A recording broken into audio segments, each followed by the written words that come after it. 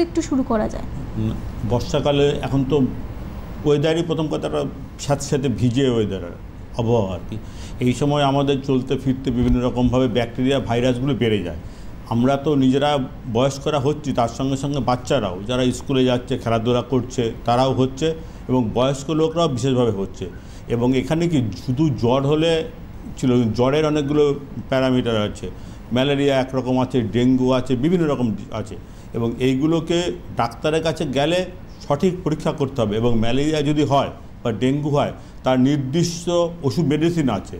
সুতরাং আমরা প্রত্যেককেই বলছি যে যার যদি জ্বর হয়ে থাকে তৎক্ষণাৎ ডাক্তার দেখান। আপনারা এরকম সেলফ মেডিকেশন করবেন না, ওষুধ কিনে খাবেন না। প্যারাসিটামল অনেক ডোজ আছে, এখন আগে ছিল 500, এখন 650, 1000। কার কি ডোজ লাগবে, কার বডি ওয়েট কত, সেইভাবে আমাদের নির্ণয় করা হয়। সুতরাং প্রথম অবস্থাতেই ডাক্তার দেখান, ডাক্তার দেখে বুঝবেন কি জ্বর হয়েছে।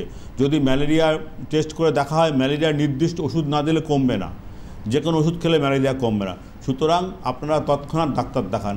আর যদি আমাদের এখানে আসেন, আমরাও এখানে একটা গ্রুপ অফ ডক্টরস আছেন আমাদের এখানে ব্রহ্মকমলে, এবং সম্পূর্ণ বৈজ্ঞানিক পদ্ধতিতে আমরা প্রথমে রক্ত পরীক্ষা করি, তারপরে রোগ নির্ণয় করে তারপরে ওষুধ দিই, এবং আমাদের সাফল্যের হার 90%।